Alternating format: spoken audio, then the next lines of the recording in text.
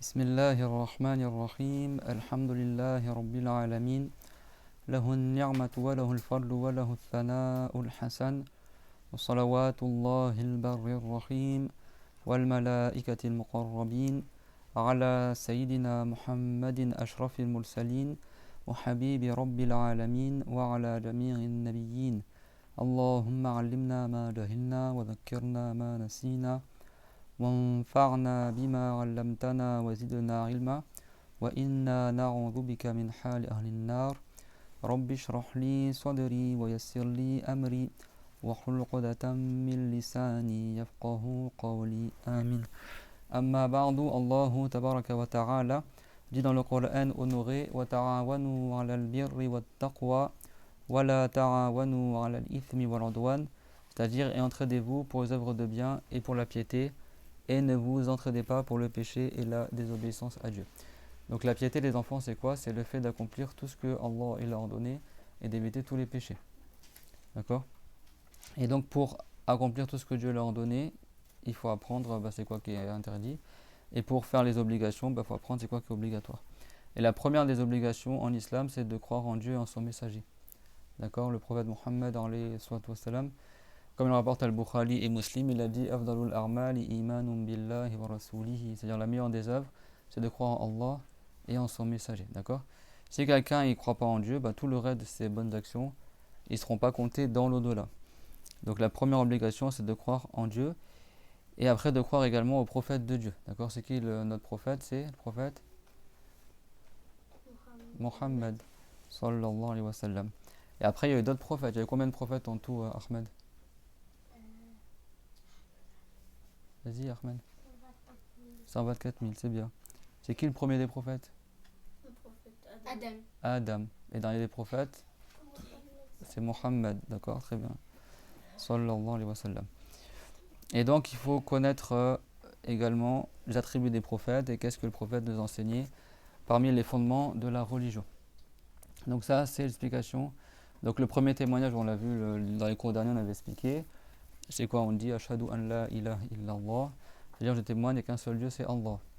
C'est-à-dire qu'on témoigne que Allah est, que Dieu n'a pas de début, il n'a pas de fin, que Allah, on ne peut pas l'imaginer. Et Allah, il a créé l'humain, donc il n'est pas comme l'être humain. Allah, il a créé la lumière, donc il n'est pas comme la lumière. Allah, il a créé les animaux, donc il ne ressemble pas aux animaux. D'accord? Par exemple, sur Terre, il y a les humains, il y a les animaux, donc on ne dit pas Dieu est sur Terre parce qu'il ne ressemble pas à nous. Au ciel, tu as les étoiles, tu as le soleil. Dieu ne ressemble pas aux étoiles et au soleil. Donc on ne dit pas Dieu est au ciel. Dieu il est ni sur terre ni au ciel.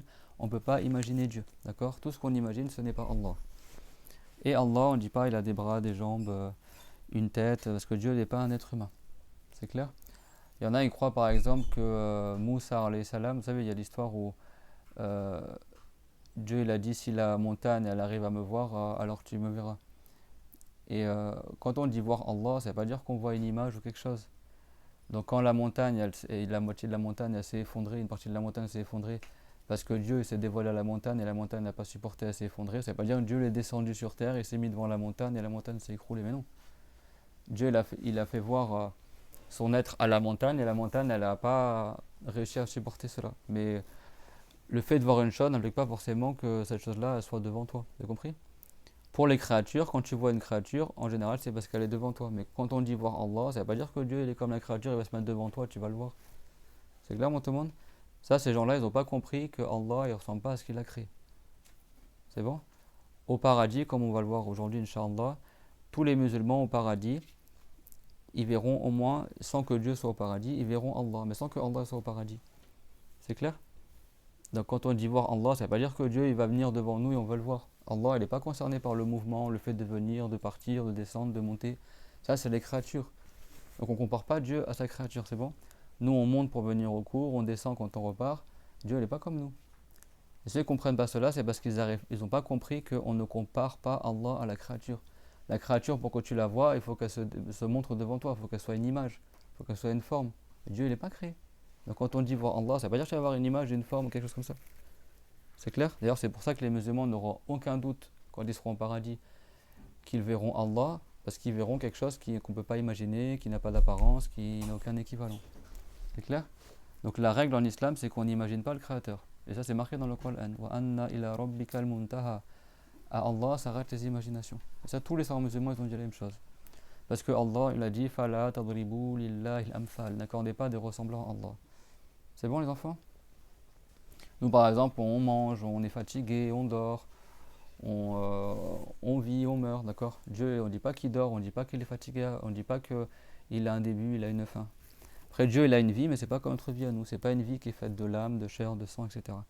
C'est une vie qui ne ressemble pas à la vie de nous, d'accord? Également, quand on dit que Dieu il parle, ça veut pas dire que Dieu il parle l'arabe, le français, l'anglais. La parole de Allah, c'est pas un son ni une lettre, et on ne peut pas l'imaginer. Mais par sa parole, Allah, il ordonne, il promet, il informe, il interdit, il menace.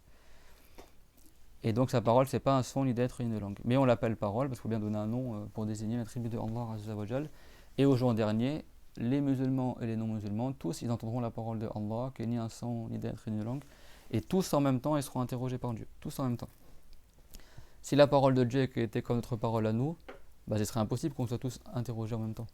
Tu devrais attendre que Dieu termine avec lui, après c'est lui, après c'est lui.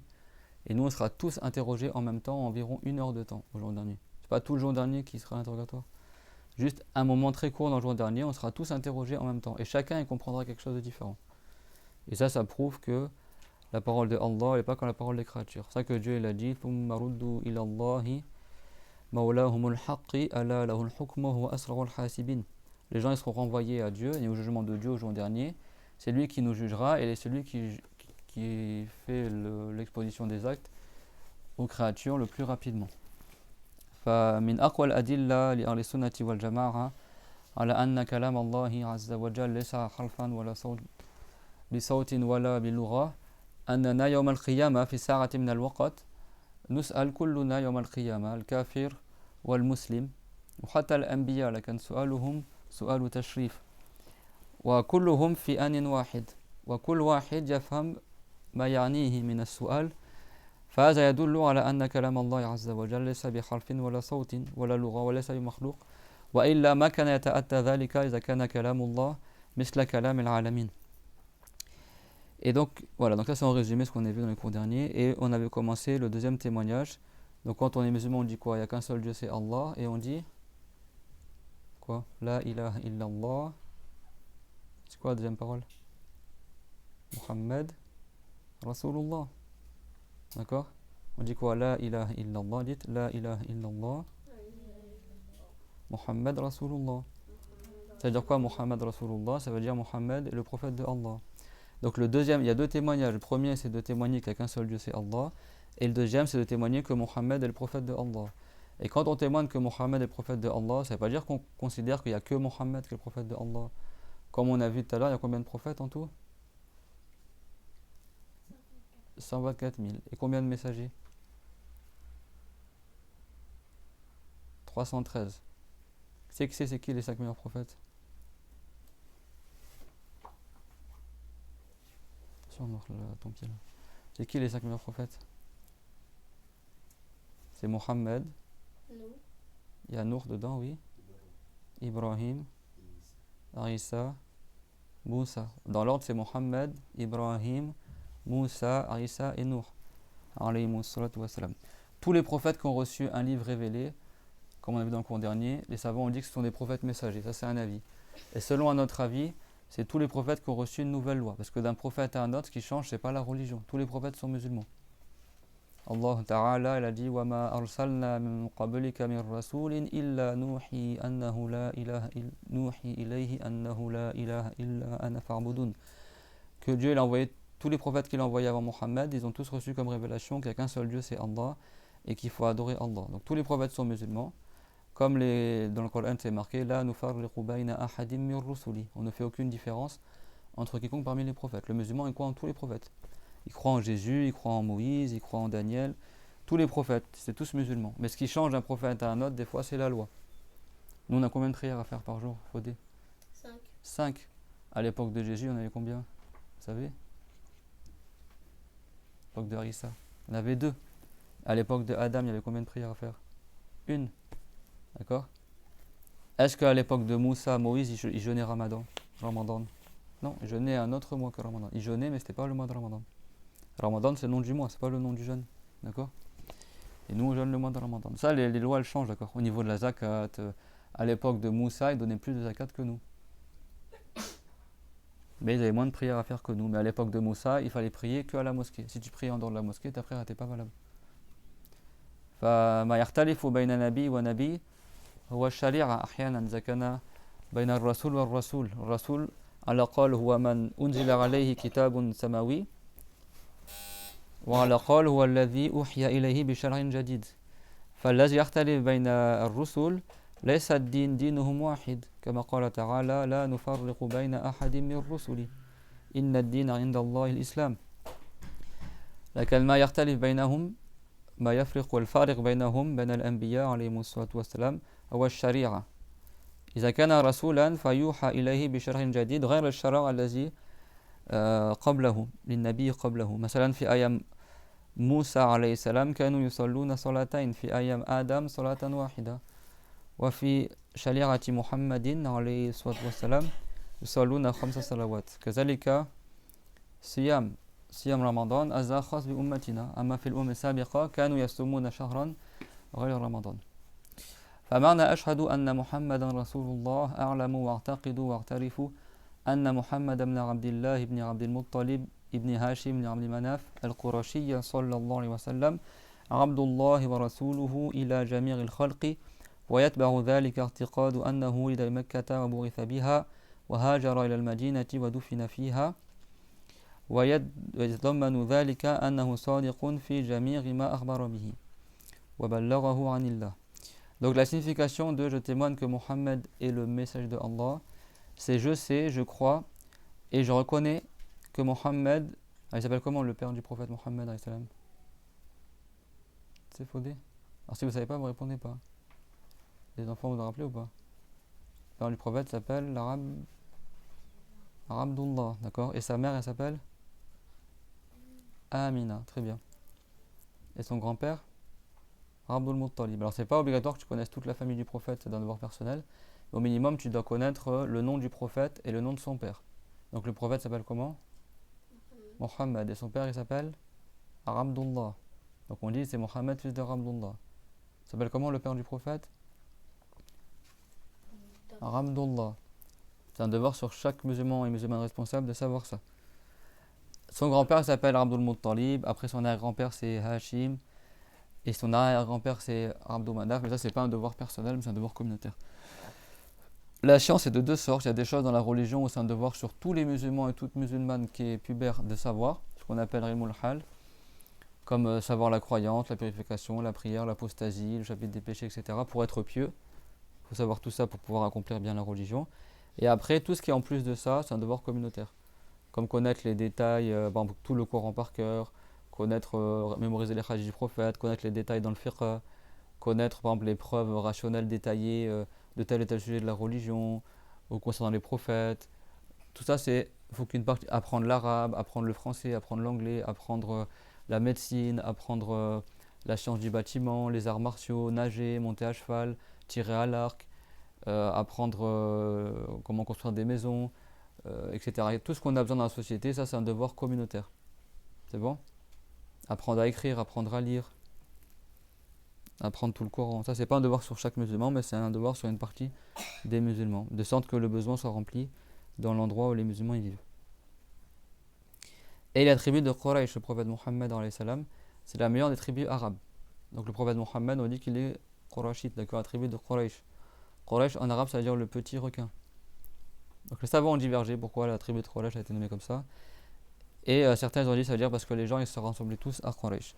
Donc le prophète Mohammed, le prophète il est le meilleur des meilleurs. Sa tribu c'est la meilleure des tribus, sa langue c'est la meilleure des langues. Son livre révélé c'est le meilleur des livres, sa loi c'est la meilleure des lois. Mais au niveau familial, il est le descendant de Ibrahim. Ibrahim c'est le meilleur prophète après Mohammed. Et tous ses ancêtres, c'est à chaque fois les meilleurs des meilleurs des meilleurs, au niveau des familles. Donc il y a la meilleure des tribus de Quraysh, mais le de Banu Hashim, qui est la meilleure tribu de Quraysh, etc. Abdullah wa rasuluhu ila jami' al-khalq. Il est Abdullah, c'est-à-dire l'esclave de Allah. Ça veut dire que le prophète, on ne dit pas c'est le fils de Dieu, comme ils disent certains non-musulmans qui sont égarés. D'accord, c'est le prophète de Dieu et... Arrête, non. et c'est l'esclave de Allah, c'est-à-dire que c'est une créature de Dieu, c'est Dieu qui l'a créé. Et son messager. Donc ça veut dire quoi, messager? Tu te rappelles? Ça veut dire quoi, messager? On l'a dit il y a 5 minutes. Celui qui a reçu une nouvelle loi, d'accord? À l'ensemble de la création, et l'ensemble de la création, ça veut dire les humains et les djinns. Pourquoi? Parce que les créatures qui résonnent, alors il y a les créatures, le tapis c'est une créature, l'être humain c'est une créature, les nuages, les animaux, etc., les plantes. Mais est-ce que toutes les créatures, elles ont une raison? Elles sont intelligentes? Non. Donc c'est qui les créatures qui ont une raison? 3 types de créatures. Les humains, les djinns et les anges, d'accord? Est-ce que les anges ils font des péchés? Non. Non, ils font aucun péché. D'accord? La yasbiqunahu bil qawl wa hum bi amrihi ya'malun. La ayah, elle est importante cette ayah parce qu'elle mentionne plein de notions qu'on va voir aujourd'hui, Inch'Allah. La ayah 25, 26 et la suite des ayahs. Dans Surat al-Anbiya, Allah Ta'ala, il a dit وَمَا أَرْسَلْنَا مِن قَبْلِكَ مِن رَّسُولٍ إِلَّا نُوحِي إِلَيْهِ أَنَّهُ لَا إِلَهَ إِلَّا أَنَا فَاعْبُدُونِ. C'est-à-dire, on n'a pas envoyé avant toi de messager Mohammed sans qu'on leur ait révélé à chacun d'entre eux qu'il n'y a qu'un seul Dieu, c'est Allah, alors adorez Allah. وَقَالُوا اتَّخَذَ الرَّحْمَنُ وَلَدًا سُبْحَانَهُ بَلْ عِبَادٌ مُكْرَمُونَ. Et les mouchriquins, les idolâtres, ceux qui adoraient les idoles à l'époque du prophète, ils ont dit soi-disant que les anges c'est les filles de Dieu, que Dieu a des enfants soi-disant. Donc Dieu il a dit Subhana, c'est-à-dire Dieu n'est pas concerné du tout par cela. Subhanahu, ça veut dire pas que Dieu soit loué, ça veut dire Dieu n'est pas concerné par ça. C'est-à-dire Dieu est loin de ça. C'est-à-dire ça, Subhanallah. Subhanahu bal ibadum mukramun. Ce sont plutôt des esclaves, des ibad. Donc ibad, c'est-à-dire que ce n'est pas ses enfants, parce que c'est des esclaves, c'est-à-dire qu'ils appartiennent à Allah. Mukramun, honorés. C'est bon? Et Allah Ta'ala, en décrivant les anges, qu'est-ce qu'il a dit? La yasbiqunahu bil qawli wa hum bi amrihi ya'malun. Que les anges, ils devancent pas par leurs paroles les ordres de Allah et ils font ce que Dieu leur a ordonné. Ya'lamu ma bayna aydihim wa ma khalfahum. Dieu, il sait ce qu'il y a devant les anges et derrière eux. C'est-à-dire, il sait le futur des anges et leur passé. C'est bon? Wala yashfa'una illa liman yartada. Et les anges, ils n'intercéderont au jour dernier que pour ceux qui ont cru en Dieu. C'est bon? Et après, Dieu a dit qu'ils ont la crainte de leur Seigneur. C'est mushfiqun, c'est-à-dire qu'ils ont la crainte de Allah Azza wa Jal. فالملائكة كما وصفهم الله تعالى في سورة الأنبياء لا يعصون الله تعالى فلا يحتاجون إلى إنذار. Donc les anges, comme ils font aucun péché, est-ce qu'ils ont besoin qu'un prophète vienne à eux pour leur dire attention, si tu crois pas en Allah, tu iras en enfer? Est-ce qu'ils ont besoin de ça? Non, parce que les anges sont tous musulmans et ils n'ont pas besoin qu'on les menace pour obéir à Allah. Du châtiment, oui. Aucun ange ne sera châtié. D'ailleurs, en enfer, ce seront les anges qui châtieront les gens de l'enfer. C'est pas les diables comme ils croient les chrétiens. Les diables, les méchants djinns, ils seront châtiés aussi en enfer. C'est bon? C'est bon, Nour? Donc, les anges, eux, c'est les plus forts des créatures. Ils sont tous musulmans. Qui c'est qui peut me dire comment ils sont les anges? Ils sont tous musulmans, ouais. Ils ont des ailes. Combien d'ailes? Différents nombres. Comme quoi, par exemple? Par exemple, 2 ailes, il y en a, ils ont 4 ailes, il y en a, ils ont 6 ailes, il y en a, ils ont 8 ailes. Il y en a, ils ont plus, il y en a, ils ont 600 ailes. D'accord? Les anges sont comment aussi? Ils doivent être créés à partir de quoi, les anges? De lumière, c'est ça? Oui. Est-ce qu'ils mangent, les anges? Ils boivent pas. Est-ce qu'ils ont des enfants? Non. Est-ce qu'ils ont une femme? Non.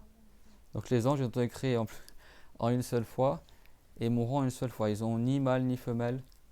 Ils n'ont pas de sexe, d'accord?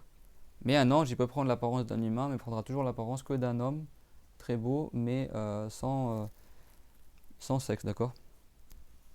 Sans zizi. Donc, et les anges, voilà, ils sont ni mâles ni femelles. Et ils font ce que Dieu leur ordonne. Donc ils n'ont pas besoin qu'un prophète leur soit envoyé. Bah, après, les djinns, ils ont été créés à partir de quoi, les djinns? Feu. De feu, très bien. Et les humains? De terre. D'ailleurs, s'il y a un athée ou un abruti, comme il y en a beaucoup sur internet, il vous dit oui, c'est quoi, l'être humain est créé à partir de terre, c'est n'importe quoi, etc. Sachez que le mot homme en français, il vient du latin humus, qui veut dire la terre. C'est-à-dire que même le nom qu'on utilise en français, il prouve que l'être humain est créé à partir de terre. Donc après, ce que les gens y pensent, ça ne nous intéresse pas en fait. C'est connu à la base. Adam, chez les juifs, ils le savent, hein. Adam en hébreu, ça veut dire la terre, hein. Et en arabe, il y a divergence. Est-ce que le prénom Adam, c'est un nom arabe ou un nom autre que arabe? Certains linguistes ont dit que c'est un nom arabe et son origine, c'est Adam. On la voix ni Afral, ni al Adim et ni Turab, parce que ça veut dire aussi celui qui est créé à partir de terre. C'est bon? Et les djinns, est-ce qu'ils font des péchés? Les génies font plein de péchés, d'accord? Ils font plus de péchés que les humains. Mais après, il y a des djinns qui sont musulmans et il y a des djinns qui ne sont pas musulmans. La plupart d'entre eux, ils sont des grands pécheurs. Ils sont pervers. Mais il y en a parmi eux, ils sont des gens bien. Il y a des djinns musulmans, il y a des djinns. Laissez ça, les enfants, arrêtez de. Il y a des djinns qui sont saints, mais il n'y a pas de prophètes djinns. Donc les prophètes humains, ils ont été envoyés aux humains et aux djinns. Et pas aux anges, que les anges, ils n'ont pas besoin. C'est pour ça que Allah Ta'ala, dans le Coran, il a dit وَلَقَدْ كَرَّمْنَا بَنِي Adam. Nous avons certes honoré les fils de Adam. C'est-à-dire que Dieu a accordé au genre humain des choses qu'il n'a pas accordées à d'autres. Par exemple, l'envoi des prophètes. Tous les prophètes sont des humains. Pourtant, les prophètes sont aussi envoyés aux djinns. Et il n'y a pas de prophètes djinns. Les prophètes, c'est que des hommes humains, d'accord? Et ils sont envoyés aux humains et aux djinns. Sauf que dans le passé, les prophètes, ils étaient envoyés que à une région ou à un peuple. C'est-à-dire que l'ange, c'est qui l'ange souvent qui venait annoncer au prophète qu'il est un prophète? Faut dire. L'ange Jibril, d'accord? L'ange Gabriel. Reste assis. L'ange Jibril, d'accord? Donc l'ange Jibril, souvent quand il venait au prophète, parce qu'il y a d'autres anges aussi qui transmettent les ordres de Allah.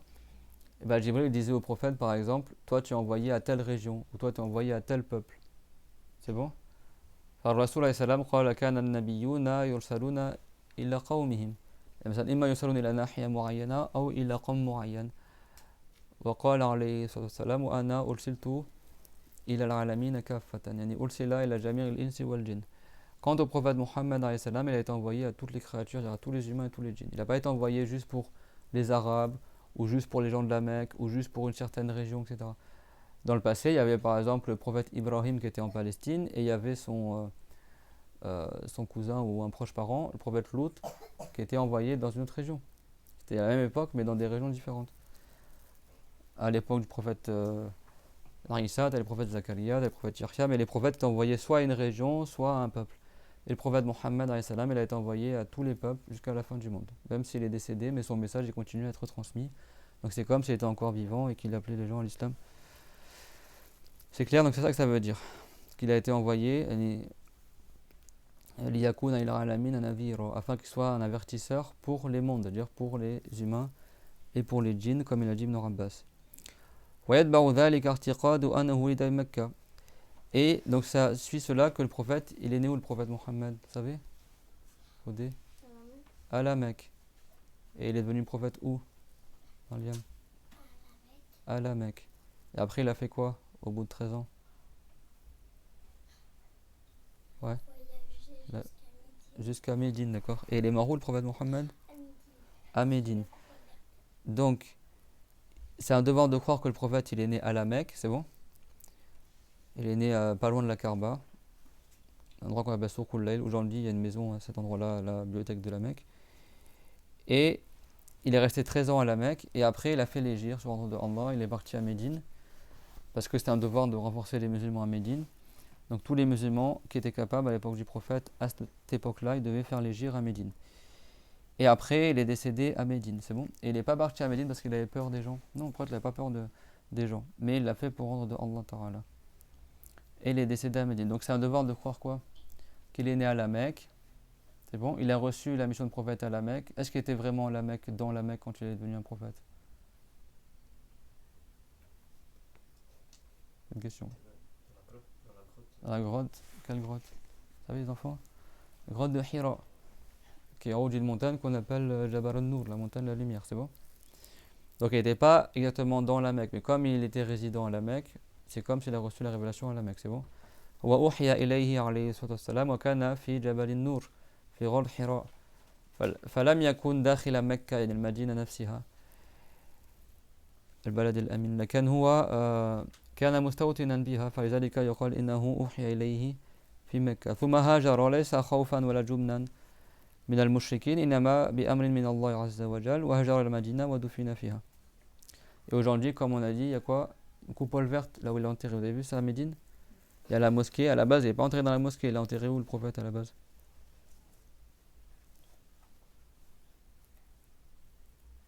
Il est enterré où? C'est dans la maison de Aïcha. Dans la chambre de Raïcha, c'est bon? Après, la mosquée s'est agrandie, du coup, c'est comme si c'est dans la mosquée. Mais à la base, il est dans la chambre de Raïcha. Ouais, et c'est un devoir aussi, donc ils en découlent de cela que le prophète est véridique dans tout ce qu'il a enseigné. Donc nous, tout ce qui nous est parvenu du prophète et qui est confirmé, c'est un devoir d'y croire. C'est clair?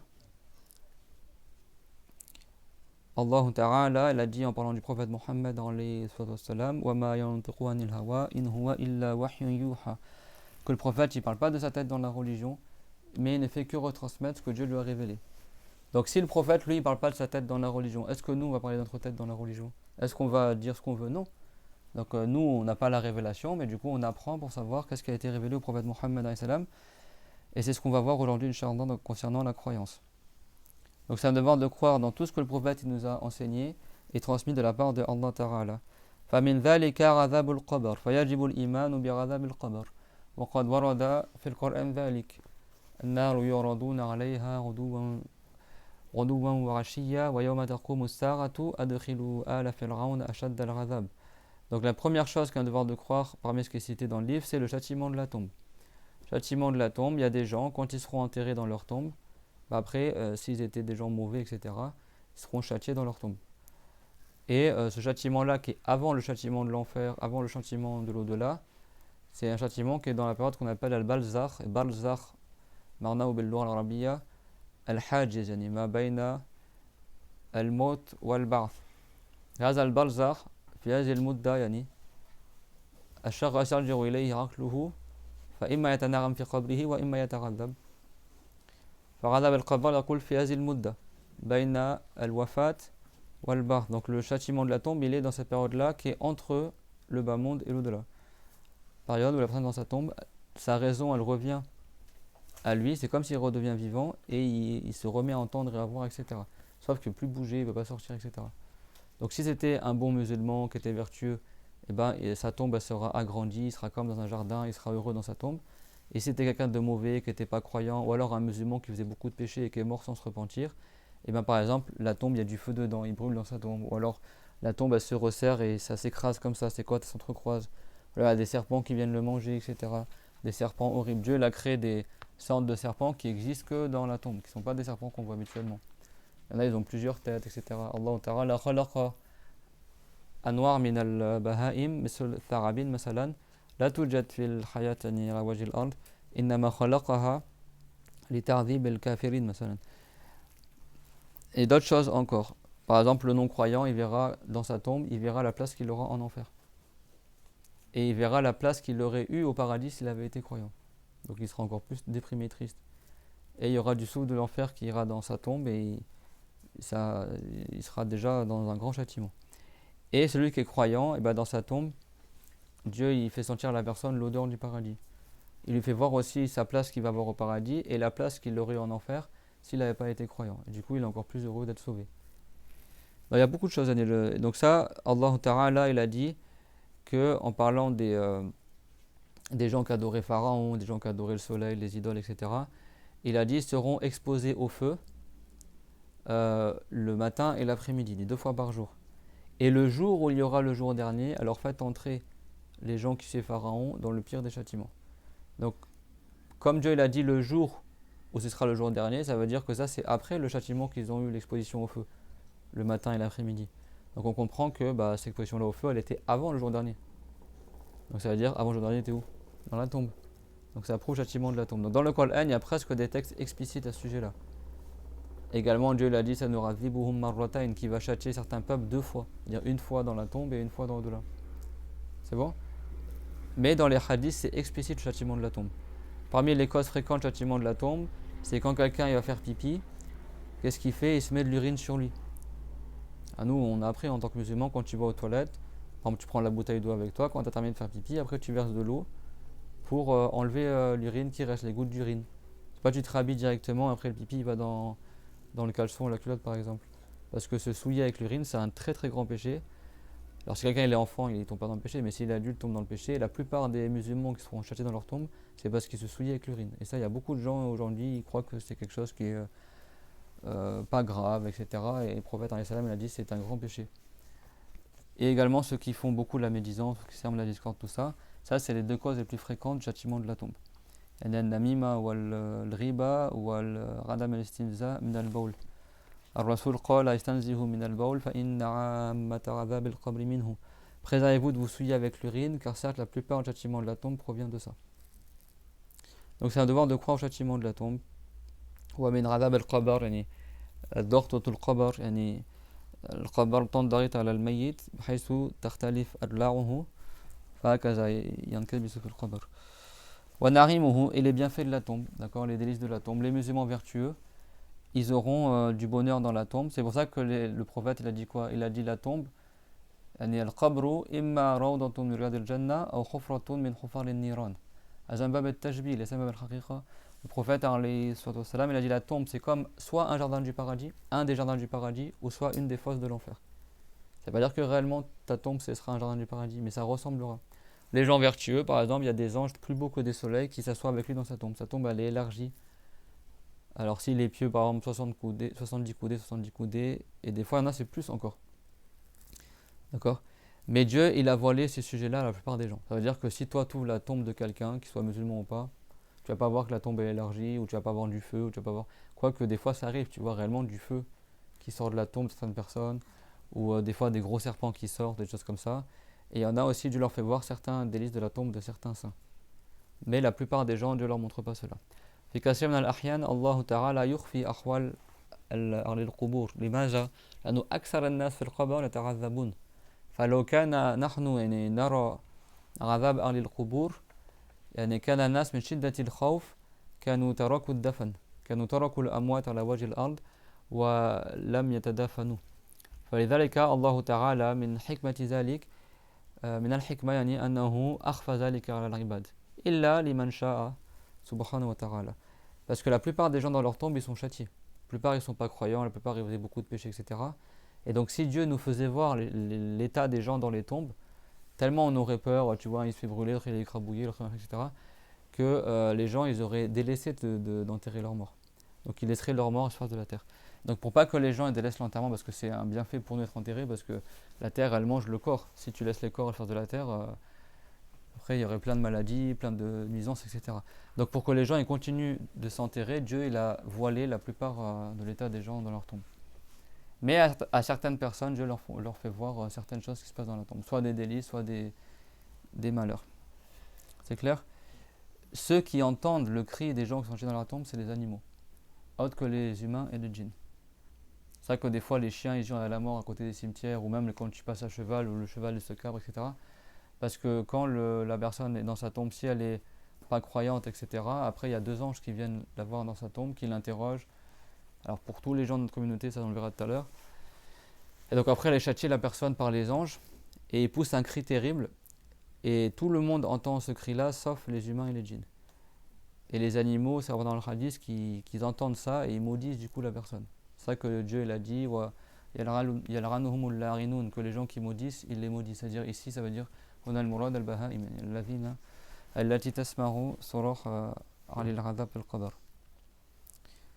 on a dit quoi? C'est un devoir de croire en quoi? Châtiment de la tombe et délices de la tombe, c'est bon? Donc même les compagnons ils ont été étonnés, ils ont dit au prophète comme il a dit Omar al-Khattab, c'est qui Omar, un des compagnons du prophète, un des meilleurs saints de l'humanité. Il a dit il a dit mais est-ce que notre conscience elle nous sera rendue dans la tombe au messager de Allah? Est-ce qu'on va entendre à nouveau, voir à nouveau? Faqala alayhi salatu wassalam naram ka hayatikum al-yawm. Il a dit oui, tout comme vous êtes conscient aujourd'hui. Donc quand tu meurs, ton âme elle sort du corps, elle reste au-dessus du corps, et après quand tu es enterré dans la tombe et que la terre elle est remise sur toi, l'âme elle revient dans le corps et là tu redeviens conscient. Tu recommences à entendre, même tu entends les pas, le bruit des pas des gens qui s'éloignent de la tombe. Et si quelqu'un il vient à ta tombe après ta mort et te passe salam, tu entends son salam. Ben après, si quelqu'un il est vertueux, ben il sera dans le bienfait de la tombe, et s'il n'est pas vertueux, il est grand pécheur ou il est pervers, il est quelqu'un qui n'est pas agréé, ben, il sera jeté dans sa tombe. Pour les musulmans, on a qu'un hadith darif, يقول أن العذاب لا يدوم أكثر من أسبوع للمسلمين أما الكافر يدوم إلى البعث ويكمل في الآخرة. Pour les musulmans, c'est un hadith qui est faible, mais certains savants ils ont dit que ça ne dure pas plus qu'une semaine. C'est bon? Et et ça c'est pas confirmé à 100% quoi. Mais en général ça ne dure pas plus qu'une semaine. Pour le non-croyant, le châtiment il dure jusqu'à la résurrection et après ça continue bien sûr, mais ce sera un autre type de châtiment. Et bien sûr le châtiment, bon il ne dure pas forcément jusqu'à la résurrection, mais il dure jusqu'à que le corps il soit totalement consumé et après l'âme elle continue d'être châtiée. Donc quand le corps de l'enterré il est entièrement mangé par la terre, s'il était vertueux, il était pieux, son âme elle monte au paradis après et elle reste au paradis jusqu'à la résurrection et après elle redescend, mais elle ne sera pas au paradis à l'endroit où il va vivre la personne au paradis. Et si quelqu'un il est pas croyant, quand son corps il est entièrement parti dans la tombe, il n'y a plus de corps, son âme elle continue d'être châtiée dans un endroit près de la 7e terre qu'on appelle Sijil, qui est, certains ont dit au-dessus de l'enfer, certains ont dit sous l'enfer, et il continue d'être châtié là, juste avec son âme. Et après la résurrection, l'âme elle revient dans le corps. Chaque âme elle revient au corps où elle était. Et ceux qui sont ni vertueux ni non-croyants, qui sont des musulmans grands pécheurs par exemple, bah, leur âme, après que leur corps il soit totalement disparu dans la tombe, bah, des fois leur âme soit elle flotte entre le ciel et la terre ou dans le premier ciel, etc. Ni au paradis, ni entre l'espace qui est entre le ciel et la terre. Et après la résurrection, chaque âme elle revient dans le corps. L'âme elle est éternelle, elle ne meurt jamais l'âme. Donc le châtiment et le délice de la tombe, c'est que durant le temps que le corps il est encore là. Mais si le corps après il est entièrement consommé par la terre, il est entièrement décomposé, bah après la personne, si c'est un croyant vertueux, son âme elle continue d'avoir les délices mais au paradis, dans un côté du paradis, et s'il est non-croyant, il est pervers, tout ça, son âme elle continue d'être châtiée dans un endroit proche de l'enfer. On appelle Sijjin, c'est bon? Ou Sijjil, je veux dire Sijjil et Sijjin, les deux c'est...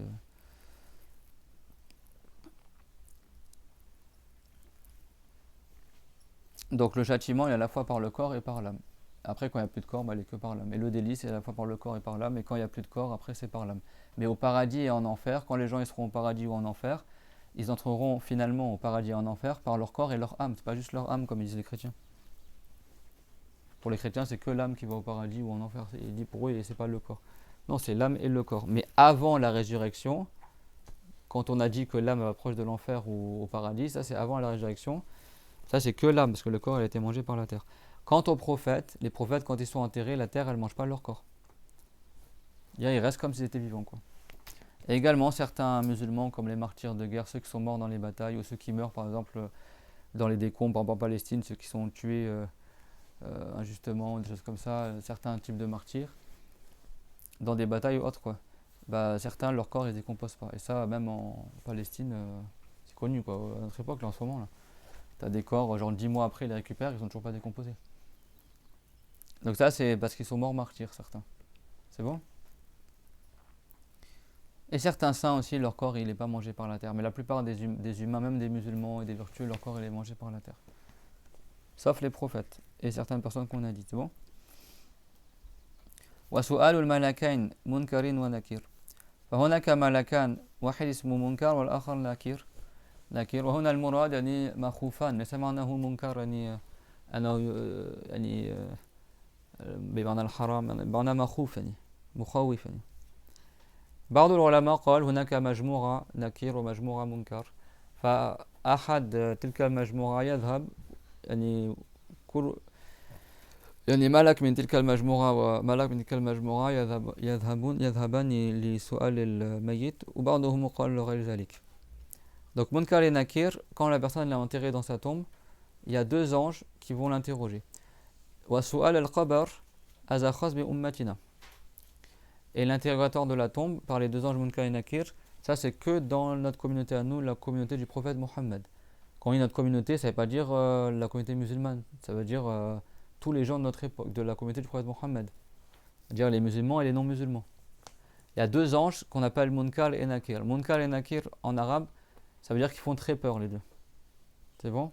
C'est des anges de couleur noir-bleu. Elle est un peu bleu marine, un peu la couleur. C'est la plus effrayante des couleurs. Et ils ont une voix quand ils parlent comme c'était le tonnerre. Et ils ont des dents comme deux canines qui descendent jusqu'au sol et ça fait comme des sillons dans la terre quand ils avancent. Et des yeux énormes, ils sont très effrayants.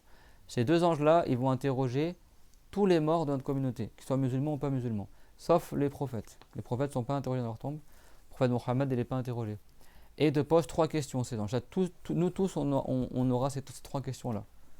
Quand on sera, c'est-à-dire que la personne, elle est morte, après elle est enterrée, son âme, elle revient dans le corps une fois que la terre, elle est remise sur la tombe. Et après, il y a deux anges qui arrivent pour t'interroger, qui font très très peur. Mais si quelqu'un il est pieux, il n'aura pas peur des anges, même s'ils sont effrayants. Celui qui n'est pas pieux ou qui est pervers ou non-croyant, il sera terrifié. Il ne saura même pas quoi répondre, le non-croyant. Et cet ange-là, ces deux anges-là, ils vont poser trois questions. C'est quoi les trois questions? Yas'alani thalas as'ila. Ma dinuka wa man rabbuka wa man nabiyuka. Donc, man rabbuka wa ma dinuka wa man nabiyuka. Ils vont lui demander c'est qui ton Seigneur, c'est qui ton prophète, c'est quoi ta religion. Donc le musulman il va dire quoi? La ilaha illallah, il n'y a qu'un seul Dieu c'est Allah. Muhammad Rasulullah, Muhammad c'est le prophète de Allah. Il va dire din l'islam, ma religion c'est l'islam. Donc les musulmans ils sauront quoi répondre, mais il y en a ils vont répondre en ayant très très peur. Et le pieux, le vertueux, quand il va voir les anges arriver, il sera content de donner la réponse malgré le fait qu'ils seront très effrayants ces anges, mais son cœur il sera confiant et il n'aura pas peur, le croyant vertueux. Donc il répondra à la réponse. Et celui qui n'était pas croyant, même s'il savait l'islam, même s'il savait qu'est-ce qu'ils disaient les musulmans, il aura tellement peur qu'il n'arrivera pas à parler. Et donc il dira La adri kuntu aqul ma yaqulu nas. Al-kafir, walau kana ya'lam bitafasil al-islam ou ya'lam maza yaqul al-muslimun, min shiddati al-khawf yaltabiku lisanuhu fala yajidu al-kalam, la ya'rif maza yaqul. فيقول لا أدري كنت أقول ما يقول الناس. Et donc tellement il a peur, c'est comme s'il il a un lapsus, quoi. Il ne sait même pas quoi dire en fait. Il dit je sais pas, je disais ce que les gens ils disaient. Et là les anges ils diront ma daraita wa ma talaita. Ils diront t'as jamais rien dit, t'as jamais rien su, et ils vont le frapper avec une masse de fer.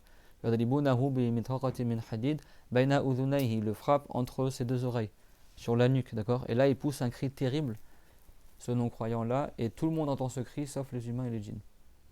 C'est bon? Et les animaux, quand ils entendent ce cri-là, ils maudissent la personne. Comme on a vu tout à l'heure dans le hadith, que le prophète il a dit que c'est ça que ça veut dire.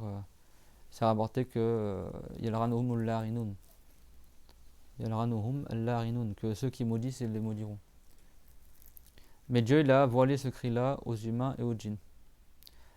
Et ce coup-là que les anges ils donnent sur la personne, les savants ils disent, ça va dans le hadith, que si une montagne était frappée par ce coup-là, لو ضرب جبل بهذا الضرب الذي يضرب به منكر ونكير لذاب الجبل لندك الجبل.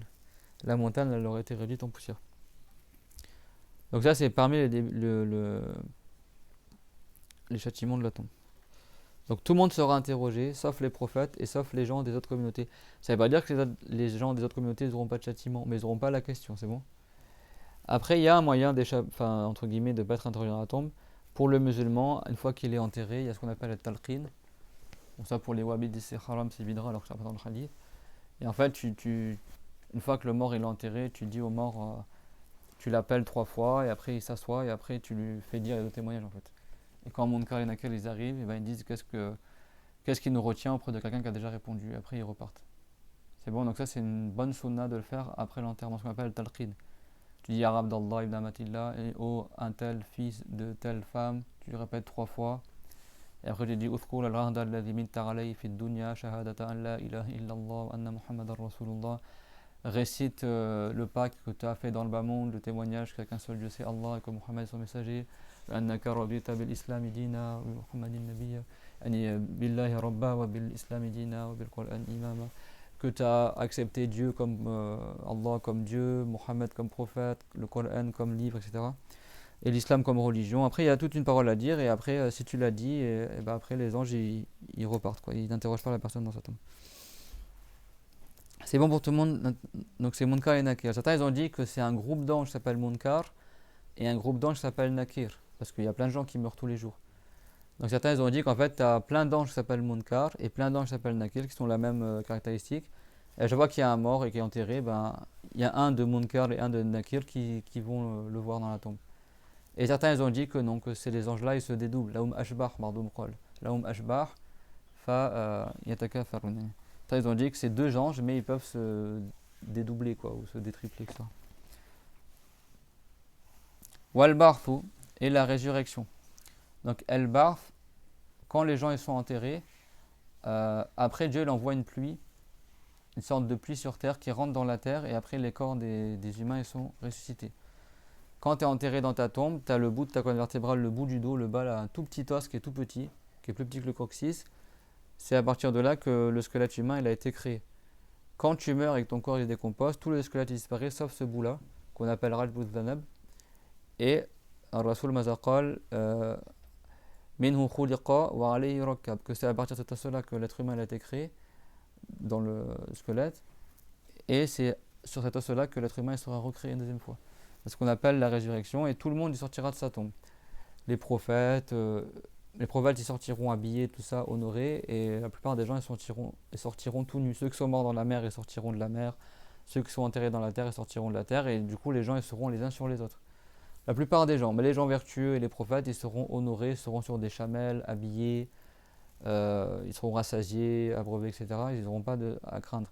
Mais la plupart des musulmans, la plupart des non-croyants, ils seront restés tout nus et ils seront les uns sur les autres, parce qu'ils sortiront des milliards et milliards d'êtres humains, quoi. Des gens de la mer, des gens de la terre, partout où la personne a été enterrée, quoi. Ce sera assez effrayant, ce sera très éprouvant à voir. Et donc ça, c'est un devoir d'y croire. Dieu l'a dit qu'il ressuscite les gens dans leur tombe, c'est bon? Donc ça, c'est un devoir d'y croire. Et al-hashar, ce qu'on appelle le rassemblement. Yawm al-qiyamah, al-malaika yarshurun an-nas. Au jour dernier, les anges, ils vont rassembler les gens. C'est bon? Wa ardul mahshar wa bilad al-sham. Wa ummu sham Palestine. Et l'endroit sur terre où ils sont rassemblés, ce sera les pays du Sham, c'est-à-dire la Palestine et ce qu'il y a autour. Et donc toute l'humanité, donc des milliards et des milliards d'êtres humains.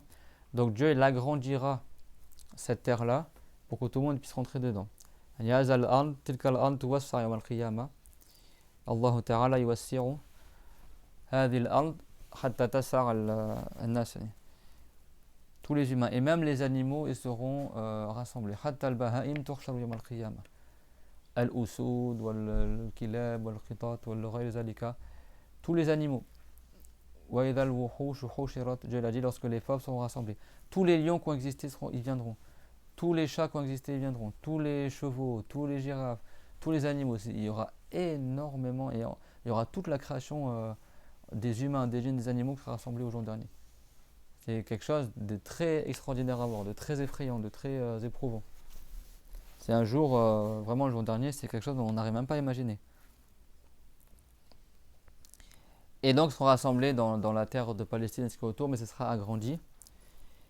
Et après, les anges, ils vont les ramener vers un endroit, ils seront rassemblés vers vers une obscurité qui est proche du pont, c'est le pont qui mène au paradis. Et ils seront rassemblés dans une obscurité, mais dans le vide. Ils quitteront la terre en fait. Ils seront rassemblés dans une sorte d'ombre auprès du pont, le sirat, et devant leurs yeux, la terre sur laquelle on vit, elle sera démolie.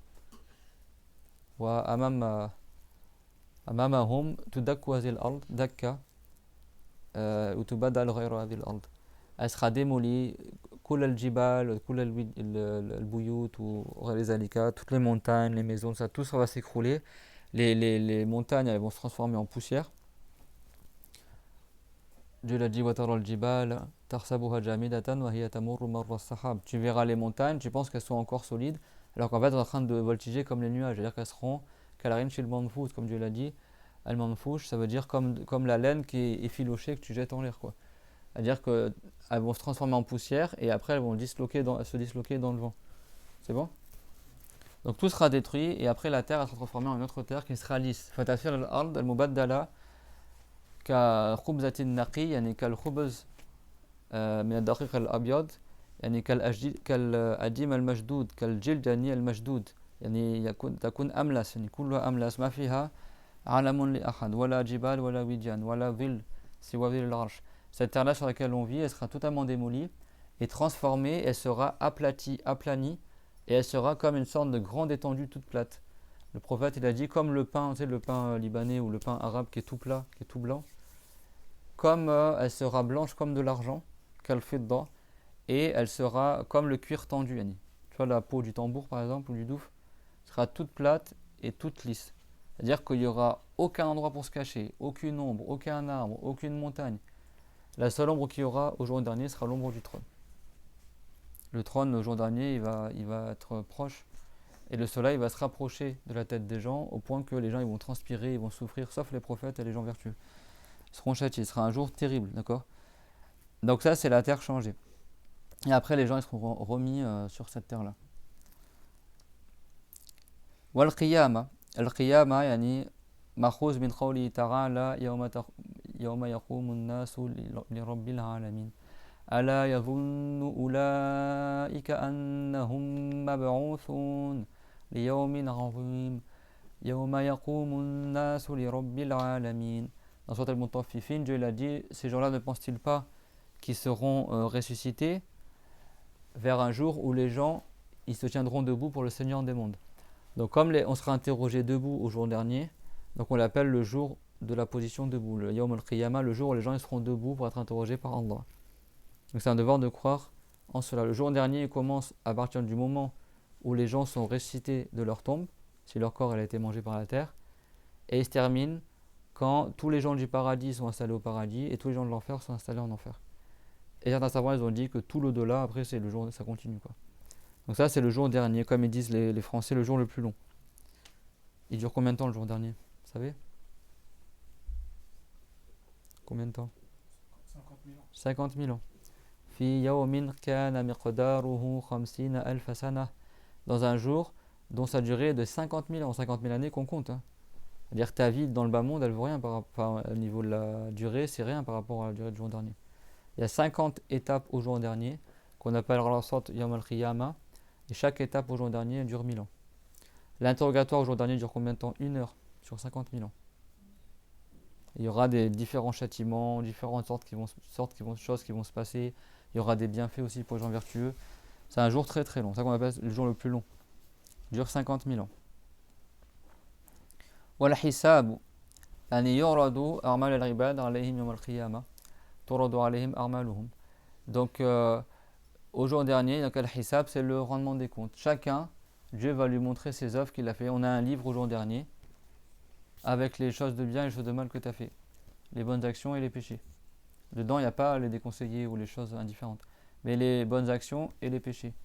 Et chacun, il lui sera remis son livre. Si quelqu'un était vertueux, il prendra son livre de la main droite par devant. Et si quelqu'un était non-croyant et pervers, il prendra son livre. Il n'y aura que des mauvaises actions dedans par la main gauche. C'est bon? Et dans le dos.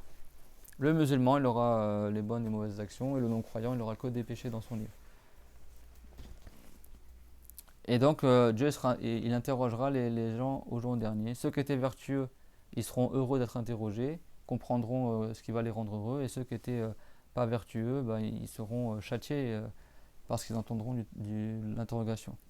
فالمؤمن الكامل يسر بما يسأل يوم القيامة. Et de même, les prophètes, ils sont interrogés, certains savants ils ont dit, mais une interrogation pour montrer leur mérite et leur honneur, qu'ils se sont bien inquiétés de leur mission de prophète, etc. C'est bon? Donc ça, c'est l'interrogatoire. Chacun répondra des actes au jour dernier. Et parmi les questions qui seront posées, il y aura 4 questions. La première question qui est posée, c'est: ne t'ai-je pas accordé de l'eau fraîche? Ne t'ai pas accordé la santé? C'est la première chose sur laquelle tu répondras. La première chose des droits sur lesquels tu répondras, c'est le meurtre, le sang, etc. Est-ce que tu es quelqu'un ou pas? Et la première chose dans tes actes sur lesquels tu seras interrogé, c'est la prière. Est-ce que tu as prié ou pas? أول ما يحاسب به العبد يوم القيامة من الأعمال الصلاة. Également, Dieu il interrogera toute personne dans quoi il a usé son corps, dans quoi il a dépensé sa vie, où est-ce qu'il a pris son argent, dans quoi il a dépensé, et qu'est-ce qu'il a appliqué de ce qu'il a appris de la religion. N'est-ce pas, Ahmed? C'est ça que les enfants, il faut apprendre la religion. Parce qu'au jour dernier, Dieu vous interrogera: est-ce que tu as appliqué ce que tu as appris? Donc si tu n'as pas appris, tu vas répondre quoi? Et ça, la personne, elle ne bougera pas de l'endroit où elle est jusqu'à qu'elle soit posée ces 4 questions. Il y aura d'autres questions encore, mais ces 4, c'est quoi les 4 questions? لا تزول قدم عبد حتى يسأل عن أربع عن عمره فيما أبلى وعن جسده فيما أفنى. Je suis très fatigué. Dans sa vie, dans quoi il a dépensé, son corps, dans quoi il a usé, ses biens matériels, d'où il les a pris, dans quoi il a dépensé, Et la science, qu'est-ce qu'il a appris et qu'est-ce qu'il a appliqué. C'est bon? Al-thawab, la récompense, c'est ce qui rendra heureux le croyant au jour dernier. Ma yasurru al-rabda yawm al-qiyamah. Donc il y aura des récompenses, le fait qu'il sera, s'il est vertueux, il sera habillé au jour dernier, il sera honoré sur une chamelle avec une selle en or, il sera avec les prophètes, il sera à l'ombre du trône, il aura des récompenses, devant tout le monde, il apparaîtra que cette personne-là était vertueux. Wal-radhab wa ma yasu al-rabda dhalika al-yawm. Le châtiment, c'est ce qui va nuire et rendre triste la personne au jour dernier. Le fait qu'il sera traîné sur son visage, le fait que ceux qui ne donnaient pas la zakat, leur troupeau de bétail qu'ils devaient donner en zakat, dont ils devaient donner la zakat, ils les écraseront au jour dernier. Celui qui était prétentieux dans le bas monde, il sera mis à la taille d'une petite fourmi et les gens l'écraseront. Ceux qui ne donnaient pas la zakat de l'or et de l'argent, son or et son argent, il va être chauffé et il sera mis sur son corps, sur son front, sur son dos, sur ses côtés, il sera brûlé comme ça vif avec son propre or. Dieu il transformera ses trésors en serpent qui va s'enrouler autour de lui par exemple. Et qui va dire je suis ton trésor, je suis ton trésor. Celui qui ne donnait pas la charge de son épouse ou qui n'était pas équitable dans la charge, dans le mariage, il aura la moitié de son corps qui sera paralysé. Celui qui consommait le gaz uraire, il n'aura même pas à marcher, il marchera et tombera, il marchera et tombera, comme quelqu'un qui est fou, qui est touché par le diable. Il y aura plein de châtiments au jour dernier. Le soleil sera rapproché de la tête des gens à environ une distance d'une demi-heure de marche. Et les gens, ils transpireront, et leur transpiration, elle s'accumulera autour d'eux. Il y en a, ils se noieront dans leur propre transpiration. Ceux qui ont volé une parcelle de terre, au jour dernier, la terre qu'ils ont volée, elle sera mise en collier autour de son cou. Et certains, et dans le hadith, ça va rapporté comme 7 terres. C'est-à-dire que son cou, il sera agrandi, et il aura dans son cou comme ça la terre qu'il a volée. Ça, c'est juste s'il a volé un enfant. Que dire des gens à notre époque qui volent carrément des terrains entiers, des champs, etc. Il y en a, dans certains pays, qu'est-ce qu'ils font? Ils volent des territoires et après ils font pousser des forêts dessus pour pas que les gens ils reviennent dans ces territoires-là. En Palestine, tu as plein de territoires de forêts que eux ils présentent comme étant des parcs naturels nationaux. En fait, c'est eux-mêmes qui ont planté les sapins là-bas pour pas qu'ils sur des anciens villages pour pas que les gens ils reviennent dans leur village. Les armes après ils font des randonnées là-bas, etc. pour empêcher.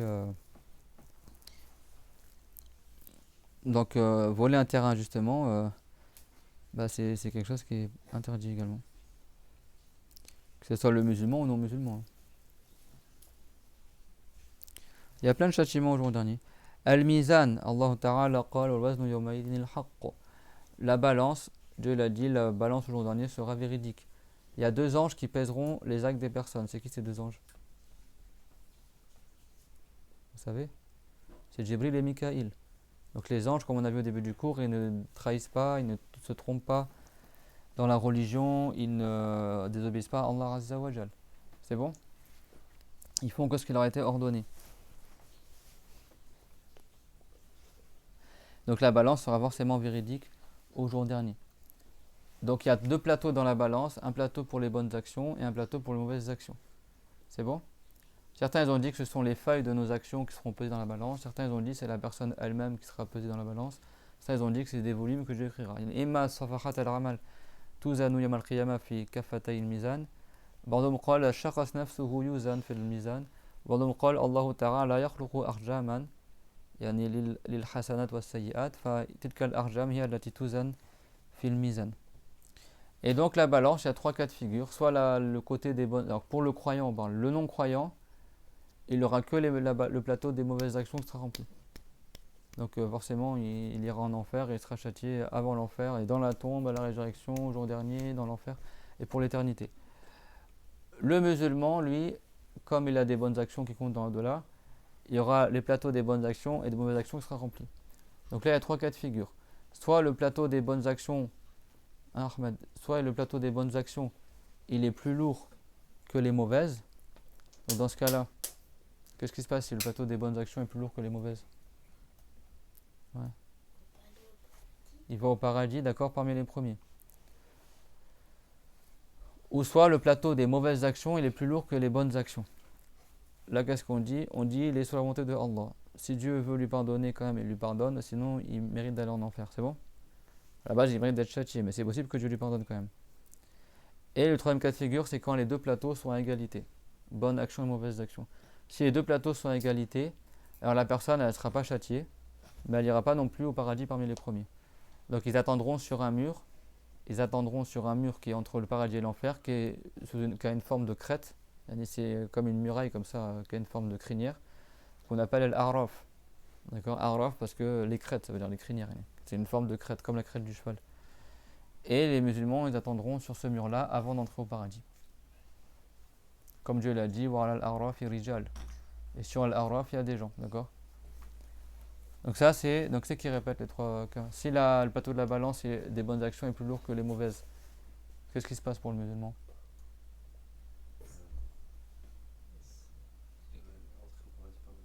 Au paradis parmi les premiers. Si c'est le plateau des mauvaises actions qui est plus lourd, Il est sous la volonté de il mérite d'être châtié, c'est bon. Mais il Mais mérite d'être châtié, c'est-à-dire dans tous les cas, il mérite d'être châtié. À la base, il devrait aller en enfer, la personne. C'est bon. Mais qu'est-ce qu'on a dit? C'est possible que Dieu les pardonne aussi. Donc il est sous volonté de Allah, c'est bon. Dans tous les cas, tout est par volonté de Dieu, mais ça veut dire que même s'il mérite d'être châtié, c'est Dieu qui choisit est-ce qu'il sera châtié ou pas. Parce qu'après, on verra qu'il y a des gens qui mériteraient d'être châtiés, mais le prophète intercédera pour eux pour qu'ils ne soient pas châtiés, par exemple. Ou des gens de sa famille, ou des savants, ou les anges, comme on verra tout à l'heure, Inch'Allah. Et si les deux plateaux sont à égalité?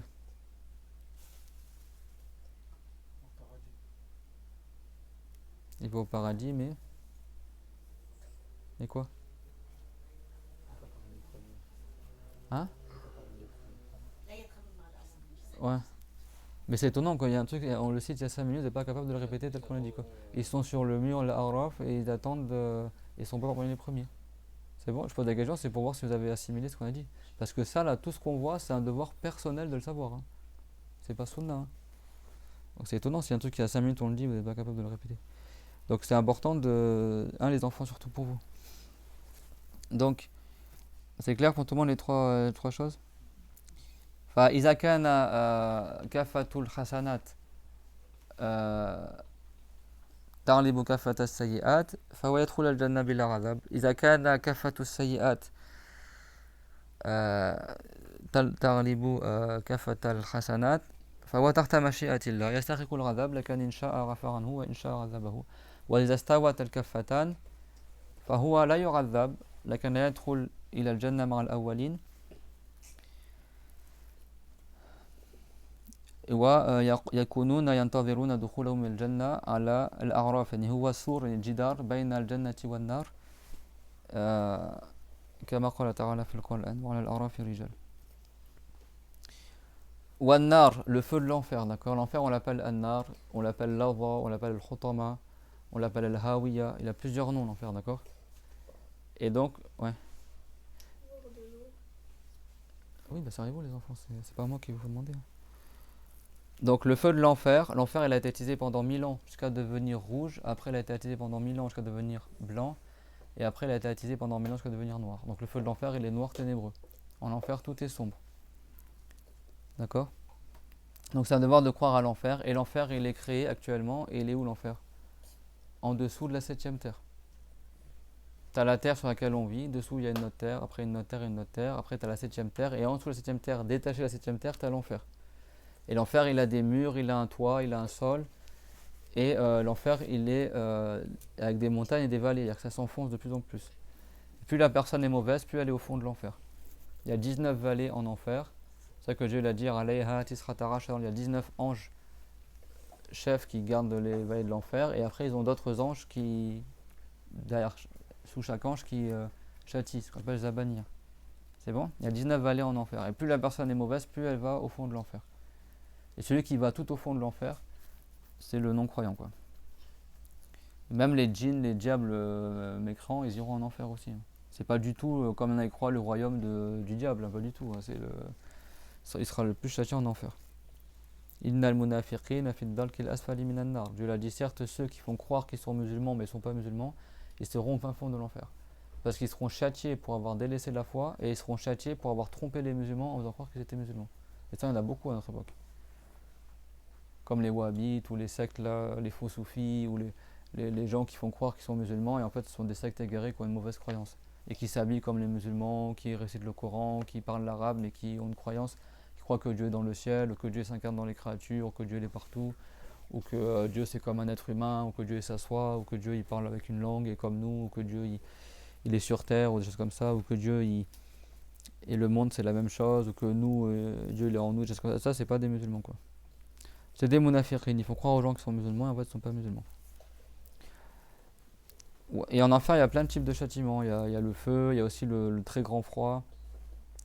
Il y a également des animaux qui vont châtier les gens en enfer, comme des scorpions énormes, des serpents énormes.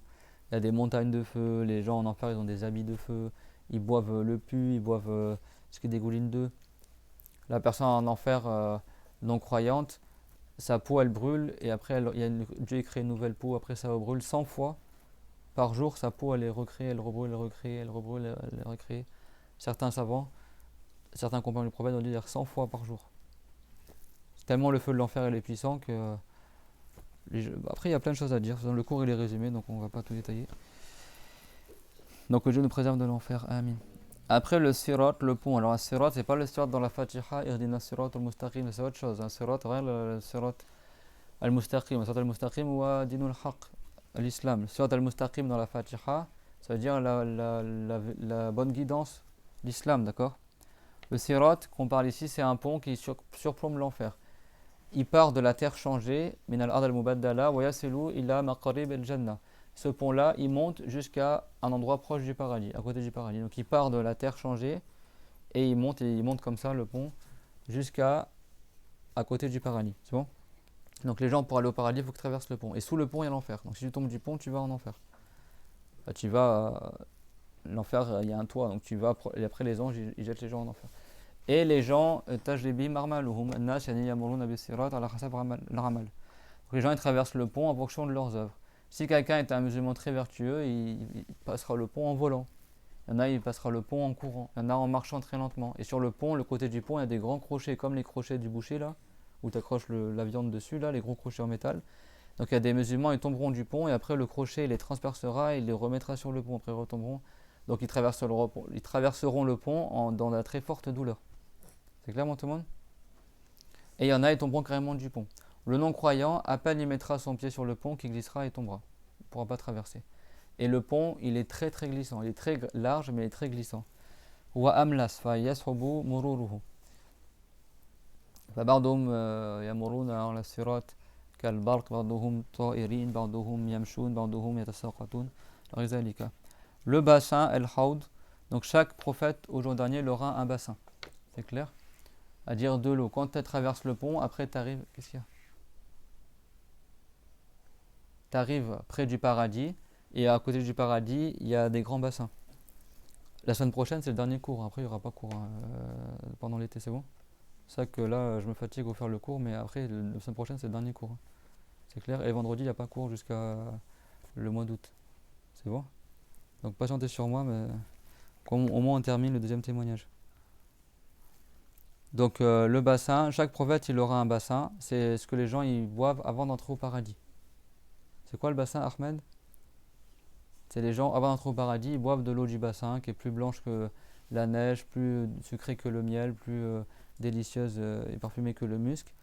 Et donc, quand ils boivent de cette eau-là, ils n'auront plus jamais soif après. Et ils en boivent avant d'entrer au paradis. C'est clair, mon tout le monde? Donc, chaque prophète, il a un bassin parce que tous les prophètes sont musulmans et c'est que les musulmans qui boiront du bassin. Al-Shafara, Shafara, c'est le fait que les prophètes vont intercéder pour les musulmans de leur communauté au jour dernier. Donc les musulmans qui suivaient Jésus, s'il y en a, ils seront châtiés. Jésus demandera à Dieu qu'il allège leur châtiment ou qu'ils arrêtent leur châtiment. Et chaque prophète, il demandera pour sa communauté. Et le prophète Mohammed, il demandera pour sa communauté et également demandera aussi pour les autres communautés.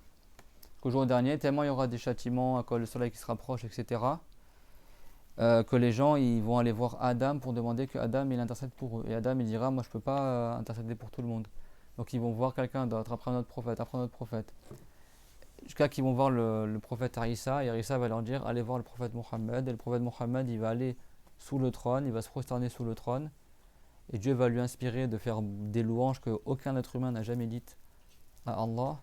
Et après il sera dit au prophète Mohammed relève la tête et demande et sera donné et intercède et il sera accordé. Et là le prophète après il va demander que les musulmans qui sont entrés en enfer, que certains parmi eux ils sortent de l'enfer, qu'il y en a ils ne soient pas châtiés, etc. Et donc il y a des gens qui rentreront au paradis par l'intercession du prophète. L'intercession, c'est soit pour que le musulman ne soit pas châtié, ou soit pour que son châtiment il s'arrête, c'est déjà rentré en enfer. Et c'est que les grands pécheurs pour lesquels le prophète intercédera. Si un musulman il est pieux, il n'aura pas besoin qu'on intercède pour lui. C'est-à-dire que le prophète il demande à Allah qu'il allège le châtiment ou qu'il arrête le châtiment pour certains musulmans. Donc les prophètes intercéderont pour leur communauté et pas pour les non-musulmans, juste pour les musulmans qu'ils ont suivis.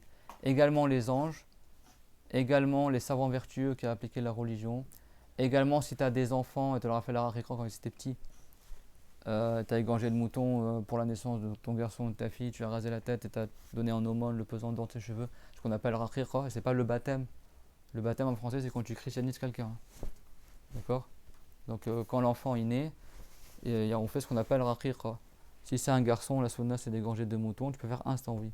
Ça c'est connu même au Mali, en Gambie, ça vous fait ça aussi. Quand c'est une fille, c'est un mouton. Tu peux égorger autre chose si tu as envie, plus ou moins, mais et un garçon, un mouton aussi si tu as envie. Et tu rases la tête de l'enfant, du nouveau-né, ça tu fais ça au 7e jour, tu choisis un nom, un prénom, tu lui rases la tête, s'il a des cheveux, et tu donnes le pesant d'or de ses cheveux en aumône à un pauvre. Et la viande du mouton que tu as égorgé, tu la donnes crue à des pauvres, etc. Et tu en gardes une partie pour... tu divises en plusieurs parties, comme pour le mouton de l'Aïd, quoi. Ça, le pauvre après le cuisine comme il veut, etc. Bah, l'enfant, quand tu as fait ça, s'il meurt avant d'être pubère, il meurt et t'es pas encore pubère, au jour dernier, il intercédera pour toi. Il demandera à Allah que tu ne sois pas châtié. Celui qui visite la tombe du prophète en étant musulman, également le prophète intercédera pour lui au jour dernier. Si la personne est morte grand pécheur sans se repentir, bien sûr. Al-Jannah, donc le paradis. Donc le paradis, il est au-dessus du 7e ciel. D'accord, tout comme l'enfer, il est en dessous de la 7e terre. Il y a le premier ciel, deuxième ciel, troisième ciel, etc. Et au-dessus du 7e ciel, séparé du 7e ciel, il y a le paradis, qui est un endroit immense, qui a sa propre terre, qui a un mur, et il va en hauteur. Et au-dessus du paradis, il y a le trône. Mais le paradis, il est ouvert en haut. Et il est rempli de jardins, c'est ça qu'on l'appelle paradis, parce que paradis en grec, ça veut dire le jardin, et Jannah, ça veut dire les jardins aussi en arabe. Dedans, il y a des palais, les gens ils vivent comme des rois au paradis. Il y a quoi au paradis? Vous savez, les enfants, il y a quoi au paradis? Ouais, des chevaux volants, il y a des lits volants aussi. Au paradis, les gens des hauts degrés, leur maison, elle sera tellement haute au paradis que les musulmans, ils les verront comme des étoiles dans le ciel. Si le musulman, il est mauvais, il habitera en bordure du paradis. Ça, c'est les moindres des musulmans. Fi rabadil jannah. S'il est meilleur, il sera au milieu du paradis. Et s'il est vraiment vertueux, il sera en hauteur du paradis. On dit en hauteur du paradis, c'est-à-dire par rapport aux musulmans mauvais, il sera comme l'étoile dans le ciel, quoi. Leur maison, il sera tout en haut. Et au-dessus du paradis, il y a le trône de Allah qui est magnifique comme le ciel, car il n'y aura pas de ciel au paradis. Et au paradis, il fait tout le temps jour, il n'y a pas de nuit. Mais les gens, ils sauront que les jours s'écoulent par des signes distinctifs, mais il n'y a pas d'ombre au paradis, tout est lumineux. Et les gens, ils n'auront pas faim, ils n'auront pas soif, et ils mangeront, ils vivront par délices. Ils seront éternellement jeunes, éternellement beaux, ils ne seront jamais malades. Ils auront tous l'apparence de gens de 33 ans. Et ils seront tous heureux. Il y a beaucoup de bienfaits, et ça on verra en détail dans notre cours, Inch'Allah. Donc c'est un devoir de croire au paradis. وَرُؤْيَةُ لِلَّهِ تَعَالَى بِالْعَيْنِ فِي الْآخِرَةِ بِلَا كَيْفٍ وَلَا مَكَانٍ وَلَا جِهَةٍ لَا كَمَا يُرَى الْمَخْلُوقِ. Et également, comme on a vu au début du cours, le plus grand bienfait qu'il y aura au paradis, c'est le fait que, c'est pas Dieu il est au paradis, mais nous au paradis, on verra Allah. Sans que Dieu soit au paradis, sans qu'on voit une image, sans qu'on voit une apparence, etc. Et on verra Allah Azza wa Jal. C'est ça que le prophète il a dit, vous serez sûr que c'est Dieu que vous voyez, tout comme vous êtes sûr de voir la pleine lune un jour de pleine lune. Ça veut pas dire que Dieu ressemble à la lune. C'est-à-dire que tout comme tu es sûr que quand tu vois la lune c'est la lune, bah, quand tu verras Allah, tu seras sûr que c'est Allah. Parce qu'il ne ressemble à rien et tu ne peux pas l'imaginer. Et chacun au paradis, quelle que soit la direction où il est, il verra Allah. Ça veut pas dire que Dieu est partout, c'est-à-dire que Dieu n'est pas quelque part, donc on verra Allah sans qu'il soit dans une direction, et sans comment, sans endroit, sans direction, et pas comme sont vues les créatures. Wal khuludu fihima, et l'éternité au paradis et en enfer. C'est un devoir de croire que les gens du paradis seront éternellement au paradis et que les gens de l'enfer seront éternellement en enfer. Et pour les deux, Allah dans le Coran, il a dit Khalidina fiha abada. Ils seront éternellement à tout jamais. C'est bon? Donc le paradis est éternel, et les gens du paradis sont éternellement au paradis, et l'enfer il est éternel, et les gens de l'enfer, c'est-à-dire les non-croyants, ils seront éternellement en enfer. Le musulman, s'il va en enfer, un jour ou l'autre, il sortira de l'enfer, et après il sera éternel au paradis. والإيمان بملائكة الله ورسله وكتبه وبالقدر خيره وشره وأنه خاتم النبيين وسيد ولد آدم أجمعين. Et c'est un devoir de croire aux anges. Donc les anges, on a vu tout à l'heure, sont des êtres tous musulmans, créés à partir de lumière. Aux messagers de Allah, on a vu qu'il y a 313 messagers, selon un avis, c'est ceux qui ont reçu un livre révélé, selon un autre avis, c'est ceux qui ont reçu une nouvelle loi. Les livres révélés, il y a combien de livres révélés? 104. Donc un sur le prophète Mohammed, c'est le Coran. Un sur le prophète Isa, Jésus, c'est l'évangile, l'Injil, le vrai livre, pas le livre falsifié qu'on trouve aujourd'hui. 11 sur le prophète Moussa, donc la Torah et les 10 tables de la loi. Après 10 sur le prophète Ibrahim, Abraham. 30 sur le prophète Idris et 50 sur le prophète Shif. Ça fait 104. C'est bon, on répète. Sur le prophète Mohammed, combien de livres? 1, le Coran. Sur le prophète Jésus, Isa, 1, c'est l'évangile, l'Injil. Le prophète Moussa, combien de livres il a reçu? 11, la Torah, la vraie Torah, quoi, et les 10 tables. Après, le prophète Ibrahim, combien de livres il a reçu? 10. Prophète Shif, 50. Et le prophète Idris, 30. Comme c'est important dans le hadith. D'accord? Donc ça fait 104 livres révélés en tout. Quand on dit un livre, ça veut dire un écrit. Ça veut dire forcément ça. D'accord? Dire un écrit. Le kitab, man al-maktoub. C'est bon? Et Daoud, bien sûr, il a reçu Az-Zabour, si on ne l'a pas cité. Az-Zabour, c'est bon? Les psaumes. Les livres les plus connus, parmi les livres révélés, retenez par cœur les enfants. C'est quoi les 4 livres les plus connus? Vas-y. Le Coran. Mariam? Oui, on a déjà vu le Coran. Après, il y a quoi? Al-Injil, l'évangile. Al-Tawrat, la Torah. Et Al-Zabour, les psaumes de David. Ça, c'est les 4 plus connus. Il y a eu d'autres livres que cela. Et c'est un devoir de croire en la prédestination. Ça veut dire que Dieu, tout ce qui se passe dans le monde, c'est par sa volonté. Dieu, il crée toutes choses conformément à sa science. Tout ce qui se passe dans le monde, Dieu, il a su que ça allait se passer, il a voulu que ça se passe. Donc la prédestination, c'est le fait que Dieu ait créé conformément à sa science. C'est-à-dire quoi la prédestination? C'est le fait que Dieu ait créé conformément à sa science. C'est bon? Donc Dieu, il crée le bien et il crée le mal. Tout ce qui se passe dans le monde, c'est Dieu qui l'a voulu, qui l'a prédestiné. Donc ça, c'est un devoir de croire cela. On ne dit pas, bah, Dieu n'existe pas parce qu'il y a du mal dans le monde. Mais non, le fait qu'il y a le mal dans le monde, ça prouve que Dieu existe, parce que Dieu a créé le bien et le mal. Comme il a dit le prophète, que tu crois en la prédestination du bien et du mal. C'est un devoir de croire que le prophète Mohammed, c'est le dernier des prophètes. Comme il l'a dit le prophète dans le hadith rapporté par Muslim, les prophètes ont été terminés par moi. Et dans le Coran, Dieu l'a dit وَخَاتَمَ النَّبِيِّينَ مَا كَانَ مُحَمَّدٌ أَبَا أَحَدٍ مِّن رِجَالِكُمْ وَلَكِنْ رَسُولَ اللَّهِ وَخَاتَمَ النَّبِيِّينَ. Et c'est le maître des fils de Adam. Donc on peut dire qu'un prophète, il est sayyid. Le prophète Mohammed, il a dit Ana sayyidu waladi Adam yawm al-qiyamah wala fakhar. Je suis le maître des fils de Adam au jour dernier. Et je dis pas cela pour me vanter. Comme il rapporte le Hafiz al-Tirmidhi. D'accord? Donc les prophètes sont des maîtres, mais le maître dans l'absolu c'est qui? C'est Allah. Et celui à qui appartient toute chose, c'est Allah. Mais les prophètes sont nos exemples, sont nos maîtres. Donc le prophète Mohammed, on dit que c'est le maître de tous les humains au jour dernier. C'est clair, mon tout le monde? Et après on verra la fin du deuxième témoignage au cours prochain. Donc tout ça c'est un devoir d'y croire, c'est parmi les fondements de la foi. Wa akhiru da'wana alhamdulillahi rabbil alamin. Sallallahu ala Muhammad wa ala jami'in nabiyyin. ربنا آتنا في الدنيا حسنة وفي الآخرة حسنة وقنا عذاب النار ربنا لا تزغ قلوبنا بعد إذ هديتنا وهب لنا من لدنك رحمة إنك أنت الوهاب لا إله إلا الله اللهم صل على محمد وعلى آله وصحبه وسلم رب اغفر لي وللمؤمنين والمؤمنات بارك الله فيكم. Essayez de l'apprendre comme ça si je vous interroge vous savez répondre Inch'Allah.